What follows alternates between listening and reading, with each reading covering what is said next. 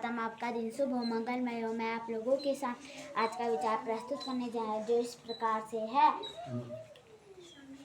तुलसी या संसार में पंच तत्व है संगति और हरि भजन, दया धर्म उपकार। एक साथ बोलो सब। तुलसी या संसार में पंच तत्व है सार, सत्संगति और हरि भजन, दया धर्म उपकार। तुलसीदास जी कह रहे हैं इस संसार में जीने के लिए 5 तत्व जो है मुख्य रूप से है। दया हो गया, धर्म हो गया, सत्संगति हो गया, हरि भजन हो गया, दूसरे की भलाई।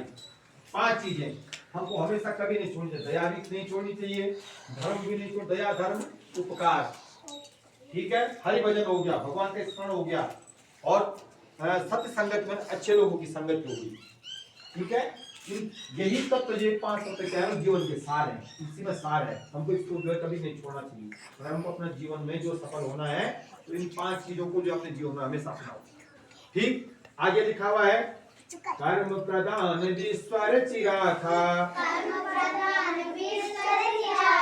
जो जस करे सो तस फल चाखा, सकल पदार्थ है जग माही, कर्महीन नर पावत नाही। फिर दोबारा बोलो, कर्म प्रधान ईश्वर चिराखा, जो जस करई सो तस फल चाखा, सकल पदार्थ है जग माही, कर्महीन नर पावत नाही। अब आगे देखो, तुलसीदास जी कह रहे हैं कर्म प्रधान विश्व चिराखा, यो विश्व जो कर्म प्रधान है, कर्म प्रधान है, जो जैसा कर्म करता है उसको वैसा ही फल मिलता है। कर्म अच्छा करोगे अच्छा फल मिलेगा, कर्म बुरा करोगे बुरा फल मिलेगा, ठीक है। खूब पढ़ोगे लिखोगे तो मेहनत करोगे तो जीवन में एक अच्छे इंसान बनोगे।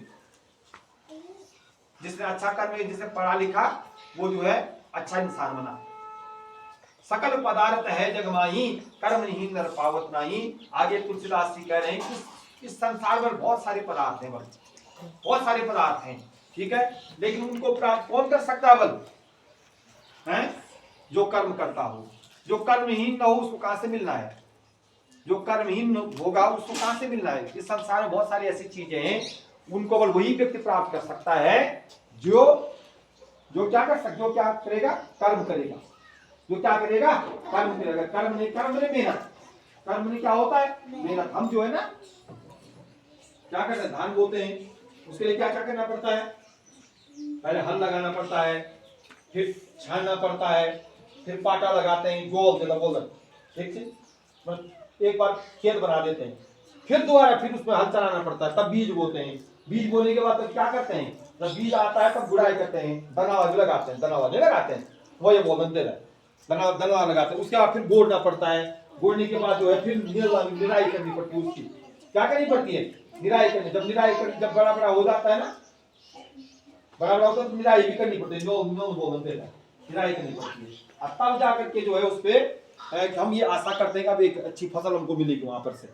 उसी प्रकार से जब तुम स्कूल में आते हो तो मन लगा करके पढ़ोगे, मन लगा करके अपना काम करोगे, जो कुछ तुमको बताया जाता है उसको मन लगा करके करोगे, तो निश्चित रूप से जो है तुम अपने जो उद्देश्य है, जो लक्ष्य है, उसमें सफल हो पाओगे, है ना। अभी तुम्हारा कर्म क्या है? जो कुछ तुमको बताया जाता है, स्कूल में हो या घर में हो, उस पर ध्यान देना, उस कार्य को करना। स्कूल में पढ़ाते हैं ना, पढ़ाते समय ध्यान देना, वही कर्म है। आई कांटेक्ट करना गुरु जी से, ये नहीं तुम बातें कर रहे हो।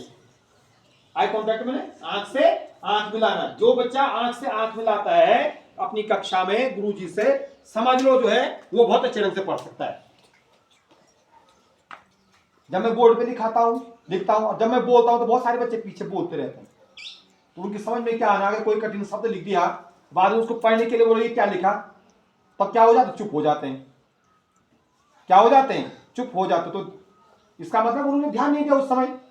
तो तुम्हारा कर्म है अभी जो कुछ तुमको स्कूल में बताया जाता है, जो कुछ सिखाया जाता है, उसको मन लगा करके ध्यान से पढ़ना, मनोयोग से पढ़ना। विद्यार्थी किसे कहते हैं? जो सच्चे मन से ज्ञान की खोज में या ज्ञान ग्रहण करने के लिए स्कूल में आते हैं, उन्हें विद्यार्थी कहते हैं। सच्चे मन से, एक और भी बता, मैंने सच्चे मन से बोला, मैंने मनोयोग से, सच्चे मन से मनोयोग से जो ज्ञान ग्रहण करने के लिए पढ़ने के लिए स्कूल में आते हैं उन्हें विद्यार्थी कहते हैं। बहुत सारे तो लड़ने के लिए आते हैं, बहुत सारे किसके लिए आते हैं?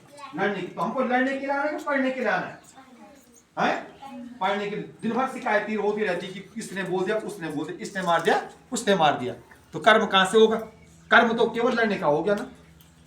तो अभी आपका कर्म ये है, आपने मन लगा करके, ध्यान लगा के जो कुछ आपको दिया जाता है, अगर हम कला बना रहे हैं ना, आर्ट का जो आम का फल बना रहे हैं, तो उसको भी मन लगा करके बनाओ। जल्दीबाजी में मत करो,